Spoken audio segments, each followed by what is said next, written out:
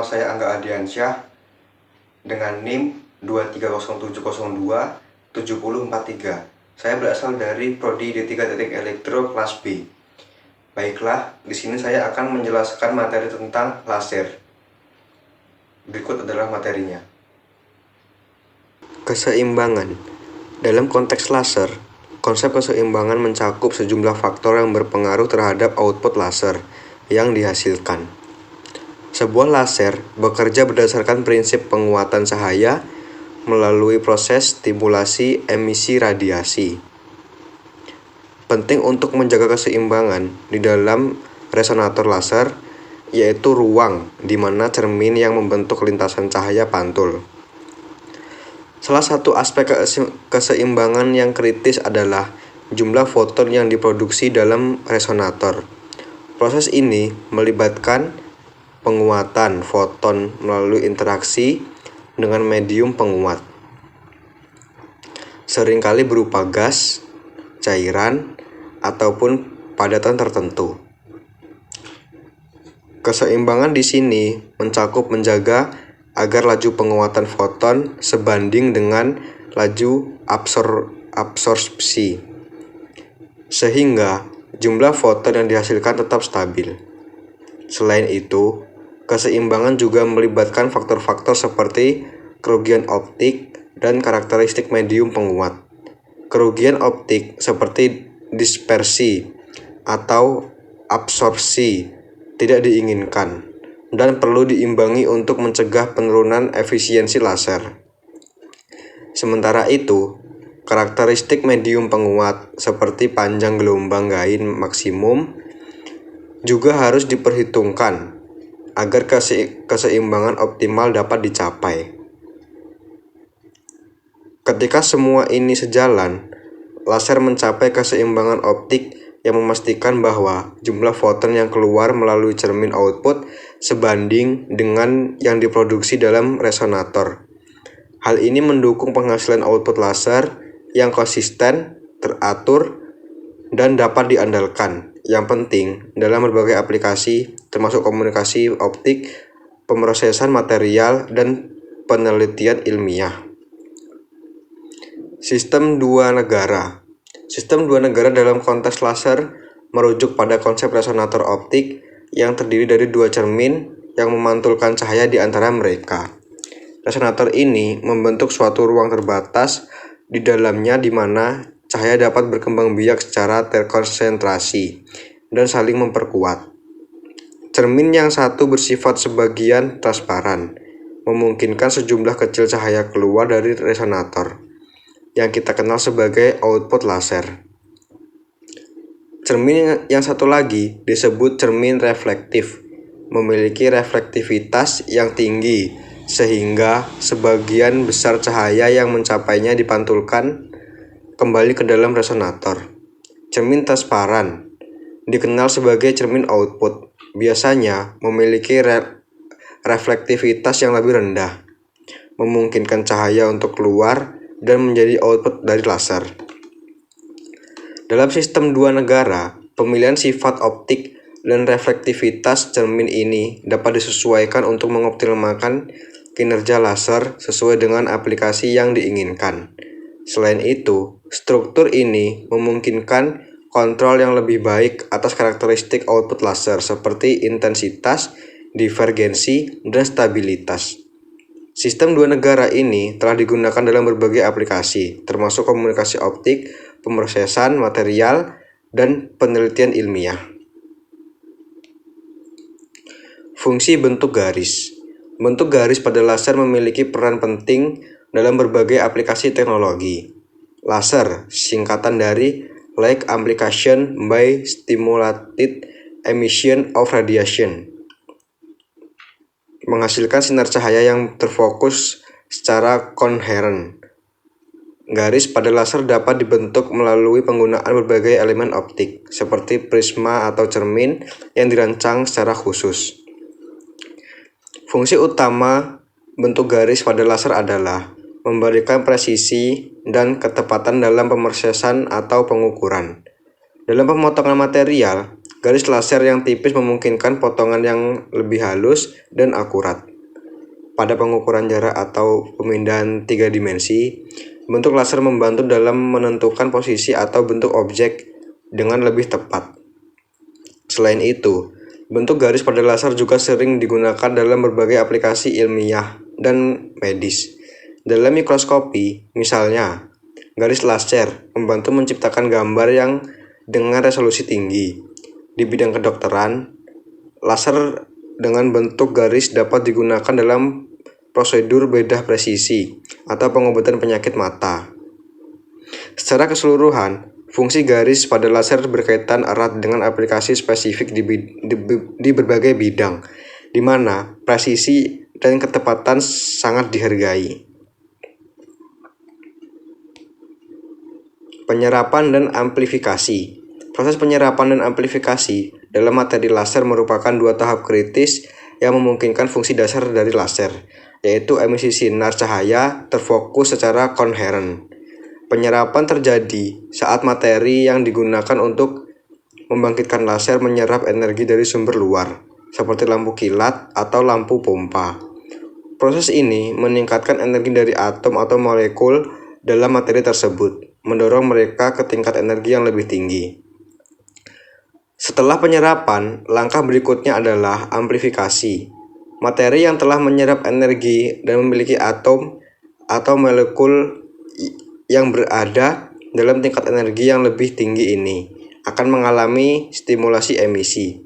Ini berarti mereka akan mengeluarkan foton tambahan yang identik secara fasa dan arah dengan foton asli yang merangsangnya. Proses ini menyebabkan peningkatan jumlah foton dengan energi dan fase yang sama, sehingga menciptakan amplifikasi cahaya. Dalam konteks laser, amplifikasi ini terjadi melalui saling tindakan atom atau molekul yang sudah dipinggirkan ke tingkat energi yang lebih tinggi. Ketika foton yang telah dihasilkan pada tingkat energi tinggi ini bertemu dengan atom atau molekul lain yang ada pada tingkat energi yang sama, mereka akan merangsangnya untuk juga menghasilkan foton tambahan, menciptakan efek bola salju yang menyebabkan peningkatan dramatis dalam intensitas cahaya. Secara keseluruhan, proses penyerapan dan amplifikasi dalam materi laser bersifat saling terkait dan fundamental.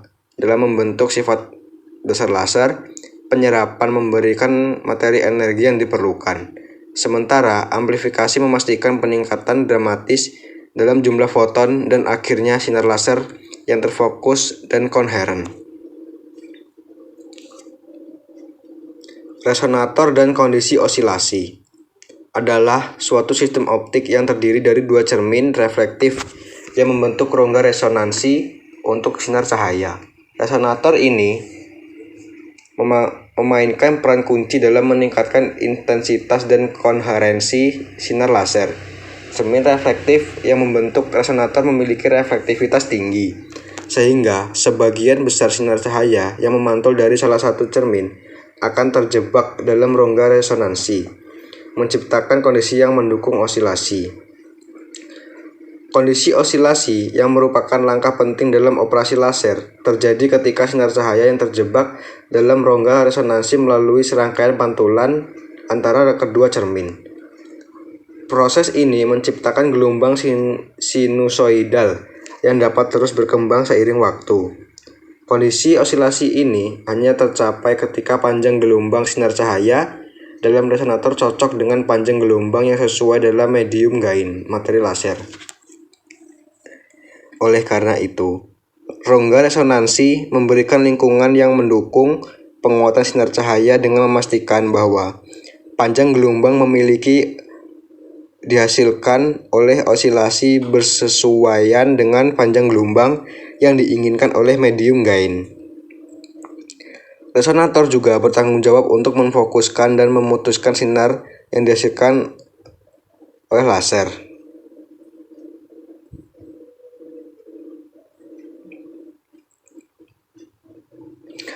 Beberapa sistem laser praktis mencakup berbagai jenis laser yang digunakan untuk aplikasi yang beragam dalam berbagai bidang.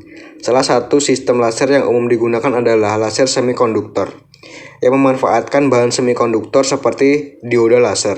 Laser semikonduktor sangat efisien dan kompak, sering digunakan dalam komunikasi optik, pemindaian barcode, dan pemrosesan material.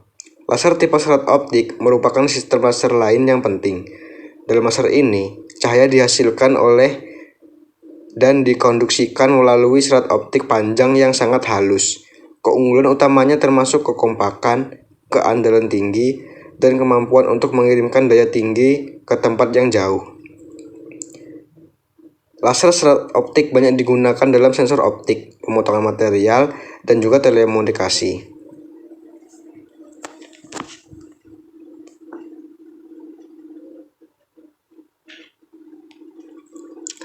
Laser semikonduktor adalah jenis laser yang menggunakan bahan semikonduktor sebagai medium gain atau medium penguatnya. Medium ini seringkali berupa dioda laser yang merupakan semikonduktor tipe N atau P yang diartikan oleh sumber daya eksternal seperti arus listrik atau lampu pompa. Laser semikonduktor memiliki beberapa keunggulan utama yang menjadikannya populer dalam berbagai aplikasi. Salah satu keunggulan utama laser semikonduktor adalah kekompakannya. Dibandingkan dengan jenis laser lainnya, laser semikonduktor dapat dirancang dalam bentuk yang sangat kecil dan ringkas.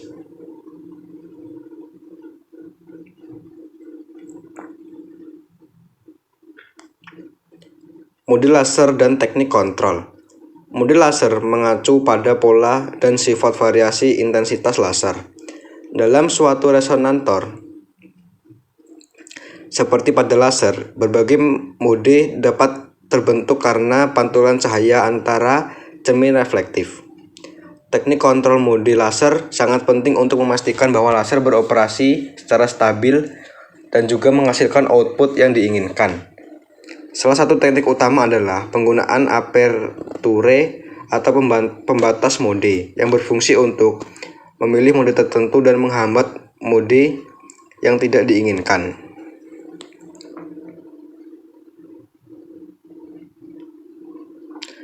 Osilator parametrik.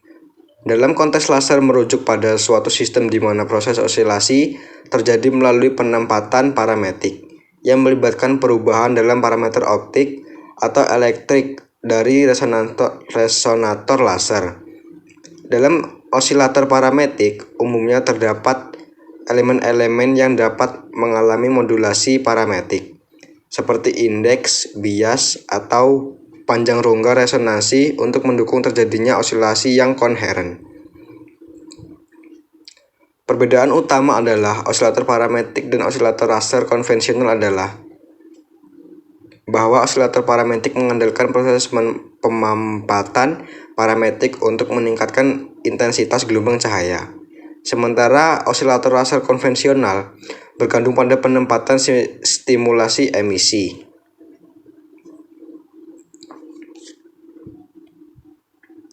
Penguat serat optik adalah komponen kunci dalam sistem laser berbasis serat optik yang berfungsi untuk meningkatkan intensitas sinyal optik.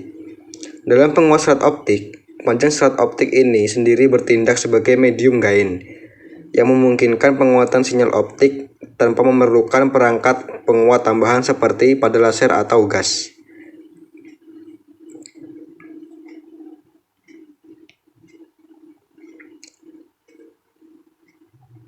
MASER adalah singkatan dari Microwave Amplification by Stimulated Emission of Radiation. Adalah suatu perangkat yang mirip dengan laser, namun menghasilkan gelombang elektromagnetik pada frekuensi mikro (GHz) atau gelombang mikro. Meskipun memiliki prinsip dasar yang mirip dengan laser, MASER lebih dulu dikembangkan pada tahun 1954 oleh Charles Townes dan James P. Gordon di laboratorium radiasi Massachusetts Institute of Technology. Kebisingan dalam materi laser merujuk pada berbagai gangguan atau frekuensi fluktuasi yang dapat mempengaruhi kinerja laser dan mengurangi kualitas outputnya. Kebisingan ini dapat berasal dari sejumlah faktor, termasuk sifat intrinsik dari medium gain laser, perubahan parameter operasional, atau bahkan interferensi elektromagnetik eksternal.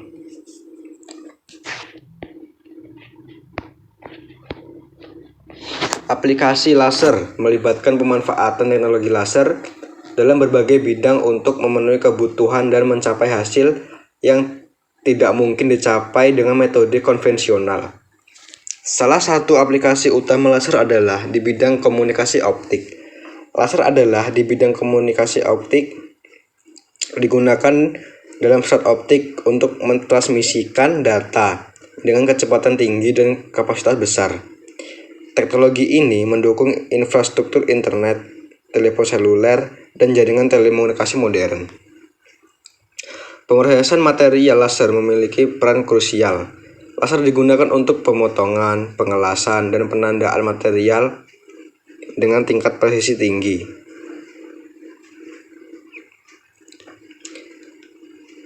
Yang terakhir yaitu laser atom.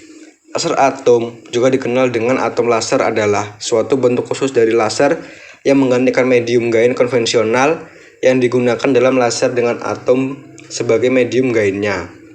Prinsip dasar laser atom mirip dengan laser tradisional yang melibatkan penguatan stimulasi emisi radiasi. Namun, dalam laser atom menggantikan molekul atau atom gas dalam medium gain.